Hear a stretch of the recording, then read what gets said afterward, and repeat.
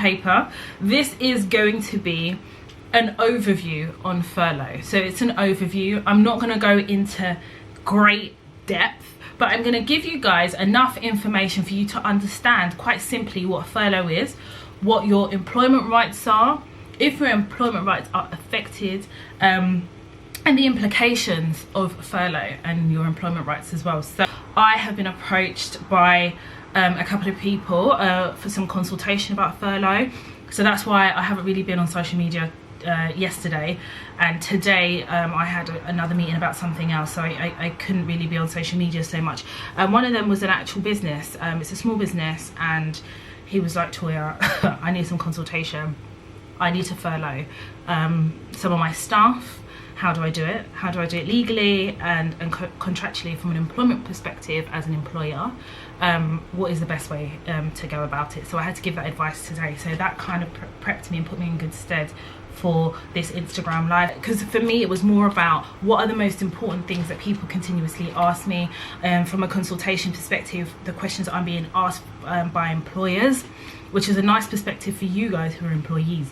So I made sure that I put as much notes down as I could. So furlough.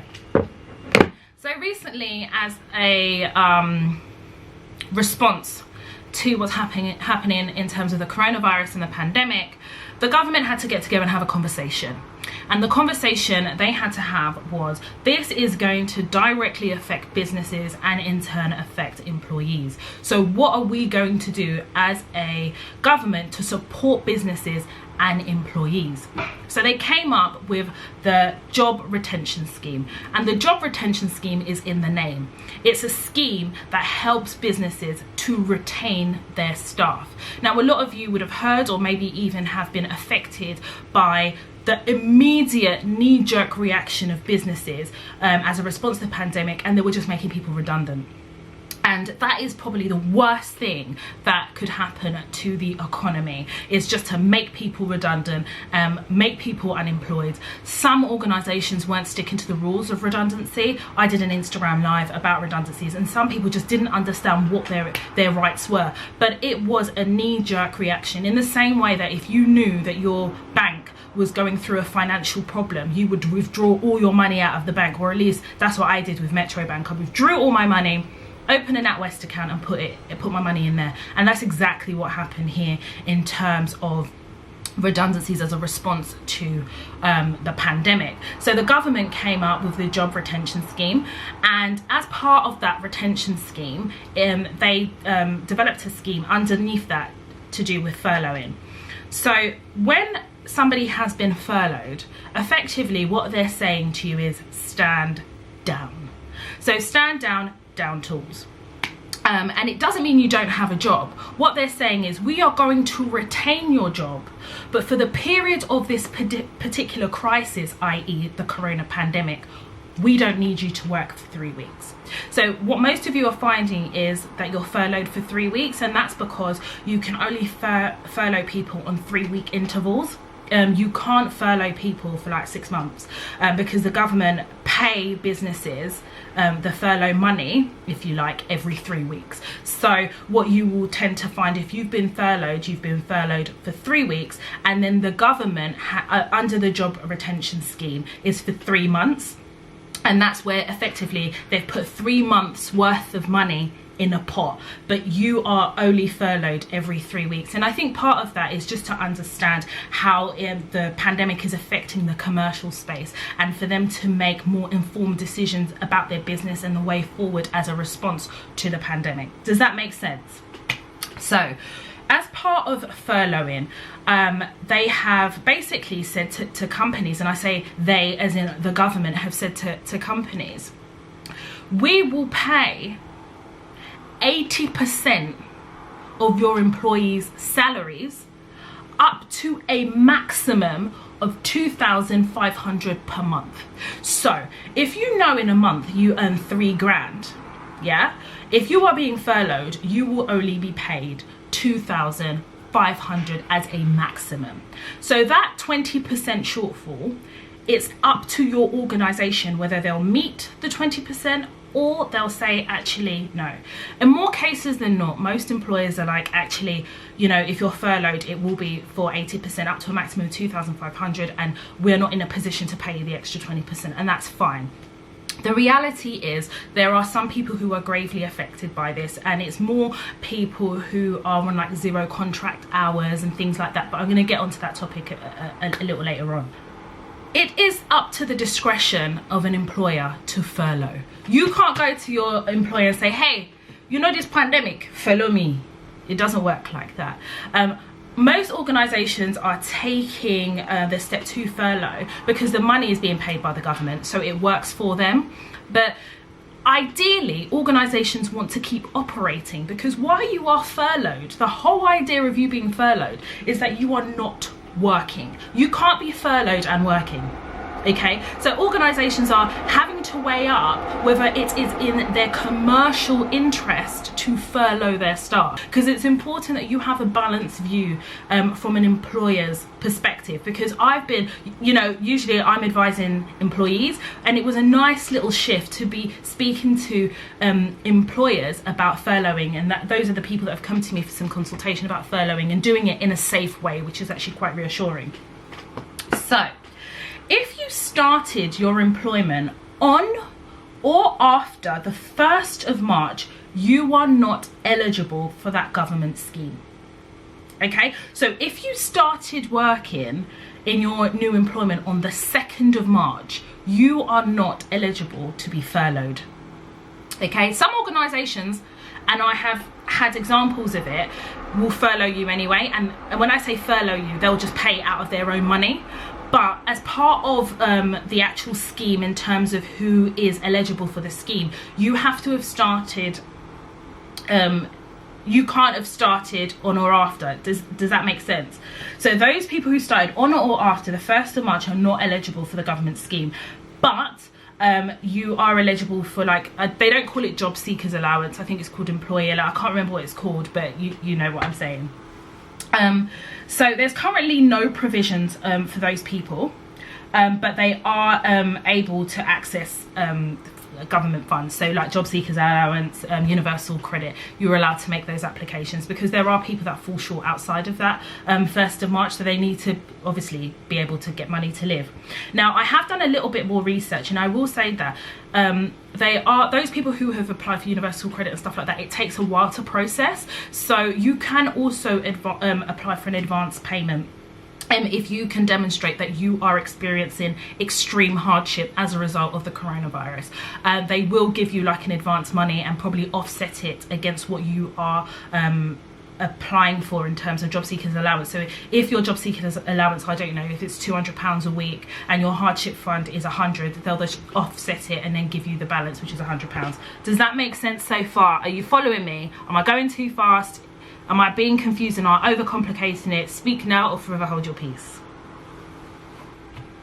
I want to reiterate something. When you are being furloughed, you are not being made redundant. When they are furloughing you, they're not telling you that you no longer work for the company. They're telling you, please down tools. We've made the commercial decision, we have made the commercial decision to utilise the job retention scheme from the government. Therefore, we are furloughing you. Now, how that discussion should take place is, I believe, having advised an employer, that it needs to take place in writing and then followed up with a call. So they need to put in writing a couple of things. So they need to put in writing when your furloughing starts, your review period. So if they're furloughing you for 3 weeks, they should review it on a weekly basis, I think is fair. We're all at home, no one ain't going anywhere, so you can review it every week, and they should put this in an email. They should also tell you how much you are entitled to for the period in which you have been made furlough. So they could furlough you for a week, they could furlough you for 2 weeks, but most organisations are utilising the government scheme to the extent of furloughing people for 3 weeks. So you are entitled to ask, for the period in which you are furloughing me, how much am I entitled to? I would also ask them to confirm in writing that although you're being made furlough, that your employment rights are not affected and you continue to be governed by your employment contract. I will explain later on as to the reasons why, but I would advise that you would ask that that be included in the confirmation of your new status as a furloughed employee. I do also want to touch on the availability of the job retention scheme. So this would be done through your organisation. So if you're being furloughed, there's nothing actually for you to do personally. It's actually your employer. Your employer knows through their accounting and payroll department how they're going to access that fund. That is not a matter for you. Don't go advising them and consulting them on how to access the fund. At the end of the day, employers have an obligation underneath your employment contract to pay you. Therefore, if they change your status in any way, they have to confirm it and they have to manage the rollout of that. And actually, you could ask them to confirm in your weekly reviews as part of your new furloughed status how they are going to access the scheme, how long it's going to take, Are you still going to get paid on the same day? So if you get paid on the 28th of every month, would you then be expecting your furlough payments to be made on the 28th? And the answer should be yes. So the scheme is available for to employers who use the PAYE system. So it's how you pay tax, it's your payroll department, and it's available to employees, workers, casual workers, and those on 0-hour contracts. And the furlough lasts for at least 3 weeks. Now, as I said earlier, there is the actual scheme is for 3 months. So if you imagine the government have put 3 months worth of money into a pot, and every 3 weeks, if they want to renew your furlough, should confirm it in writing to you under the same terms as which they first furloughed you. So if after the first 3 weeks they say, actually Amy, we're going to furlough you again, you then can use the initial email and say, can you confirm that XYZ is still the same, i.e. your review periods, how much they're going to pay you for your furlough, etc, etc. There are a couple of questions that I was asked. One in particular, which I thought was very, very a smart question, and they said, Toya, if I am made furlough and I'm applying for other roles, number one, can I apply for other roles? That's the first question. And two, if I apply for a role and I'm being furloughed by my current company, can I take on additional work? In your employment contract, and I speak about this all the time during Toya Talks, that your employment contract, before you could ask me for advice or anything, you need to have pulled out your employment contract, because they'll always ask you, what does your employment contract say? And sometimes you don't understand your employment contract, and that's fine, but you need to pull it out. Now, I will say in employment contracts, I haven't seen furlough clauses. This is new to everybody, even myself. Now, in commercial contracts, we have a force majeure clause. And a force majeure clause deals with acts of God. But when we're dealing with employment contracts, I've not seen force majeure clauses in there. Now, in the new world that we're now entering, I would expect to see that in your employment contract, but we're going to talk about that a bit later on. But back to the questions at hand. In your employment contract, there should usually be a non-compete clause where they basically say that if you want to take on additional employment, you have to seek the permission and the consent of your current employer.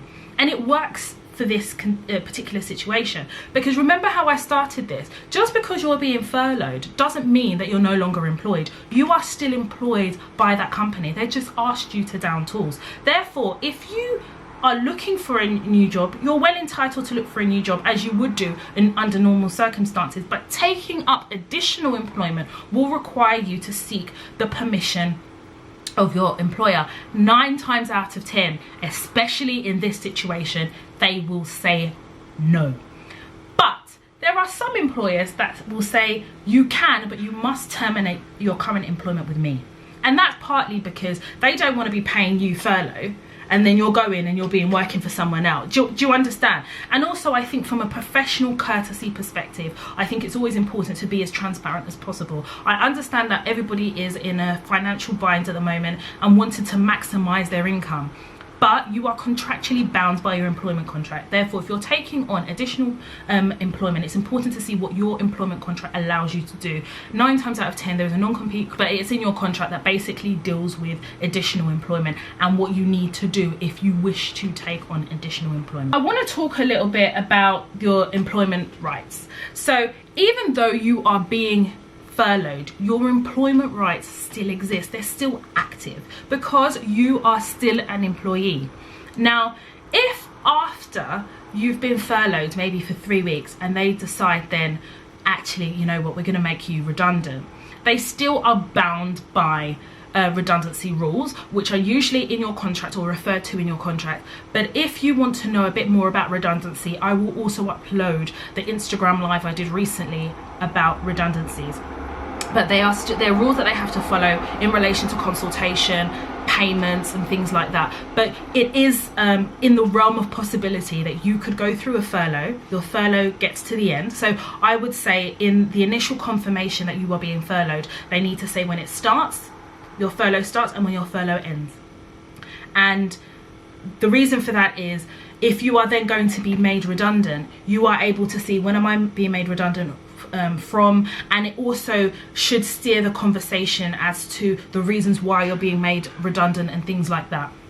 But it is in the realm of possibility, as I said before, that you could be furloughed and then made redundant after your furlough ends. I want to talk a little bit about statutory sick pay.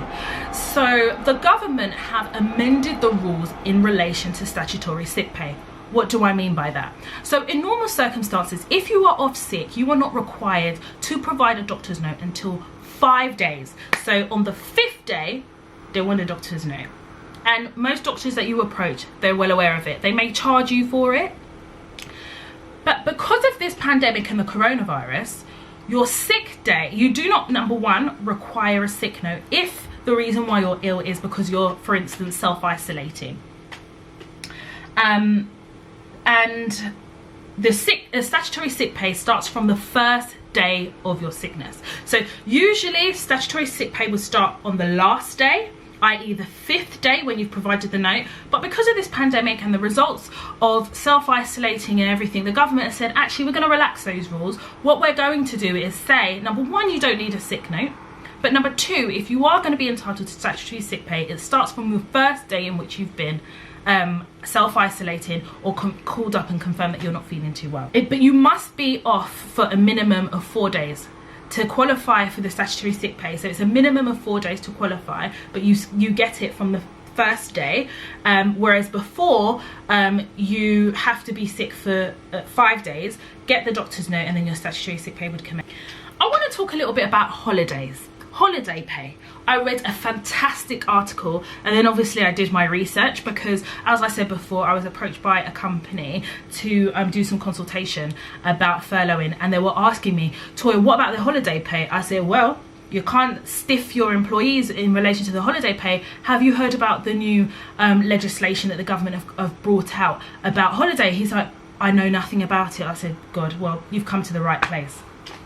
So the government have introduced a temporary law, and I'm gonna read what I wrote here because I wanted to make sure that I got this right, because a lot of you have holiday. I mean, we're in March.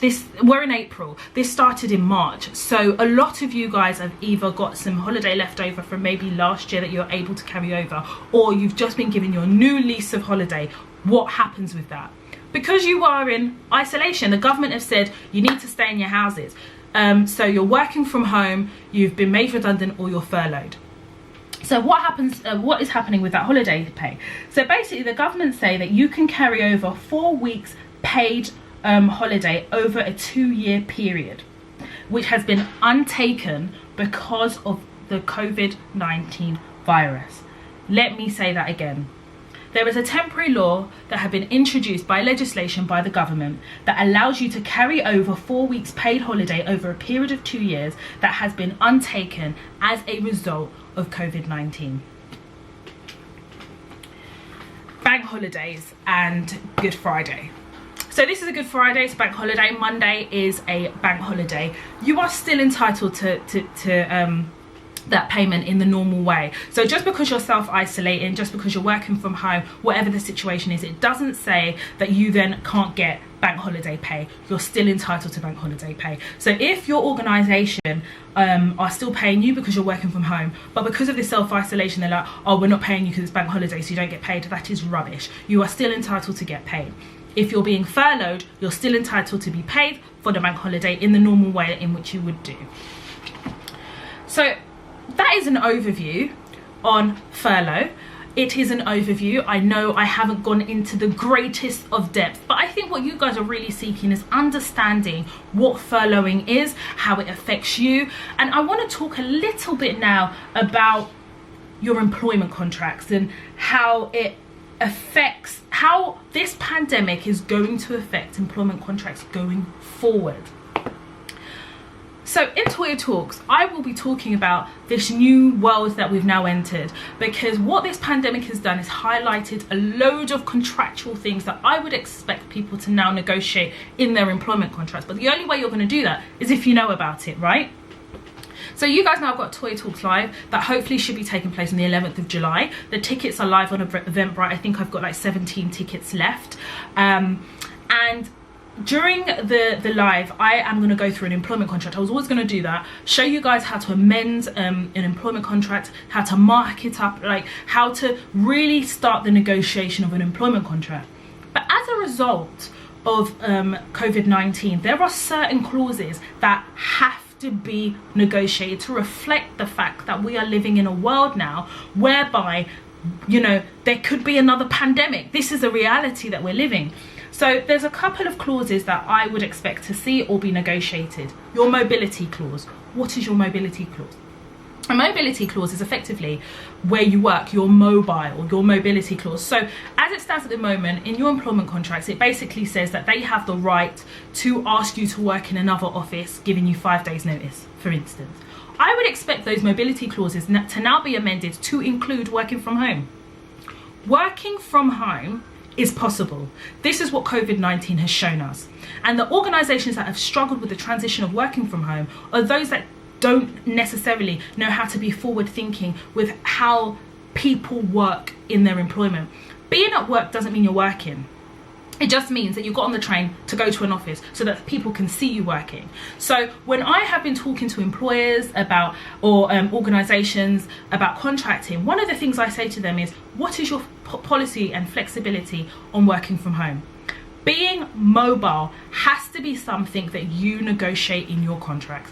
This is a classic example. And what we're going to be seeing going forward is a lot of organisations now making sure they introduce working from home as part of the working week. So it could be 1 day a week, 2 days a week. And you've got organisations that are a little bit more far forward in that working from home, i.e. there's not enough desks in the office for people to force hiring managers and line managers to get people to work from home. So I would therefore expect, if we're going to keep up with the times, all the employment contracts going forward need to have a flexible mobility clause that includes working from home. Redundancy packages. I would expect in employment contracts that there would be a little bit more flexibility in terms of the negotiation of a redundancy clause. So redundancy clauses usually sit in the contract. There are certain rules, i.e. you have to have been working for an organisation for 2 years to be entitled to redundancy or statutory redundancy pay. So all those things I expect to see. But you can negotiate your redundancy clause. You could basically say, if you, in your contract, you could, for example, say, if I take up this employment, I would like you to use your discretion and negotiate the redundancy clause to say that if I'm made redundant during my first year of employment, you will pay me my a full redundancy package for my 1 year service. You can negotiate that now, even more so now because of COVID-19. Do you understand the power that this pandemic is giving to employees in terms of negotiating contractual terms? If you don't come to Toya Talks, I'll tell you. Force majeure. So remember when I was talking earlier, I was saying that in commercial contracts we have a clause called the force majeure clause, and that deals with acts of God that therefore doesn't make an organisation obligated to fulfill their contractual obligations in a contract because there's been an earthquake. So we see those things in commercial contracts, right? That's a standard, it's a boilerplate term. But we don't really see force majeure clauses in employment contracts because obviously it just has never sat in there. I would expect to see a force majeure clause now. And I don't know if they would call it a force majeure clause, but I would say I want a force majeure clause in my employment contract that deals with acts of God, for example, the pandemic that we recently encountered. The way one is going to leverage this pandemic in the employment contract, if organizations don't willingly amend their employment contracts, it's now up to you to do it. And I will teach you how to do it in a professional way. I will teach you how to have those conversations, how to enter those negotiations in a Toy Talks Live. That's it really. That's kind of an overview. I think I'm going to leave it there. Thank you so much for joining me on this Instagram Live, an overview on furlough. I wish you all guys all the best of luck. Stay safe, stay indoors, and take care of yourselves and each other.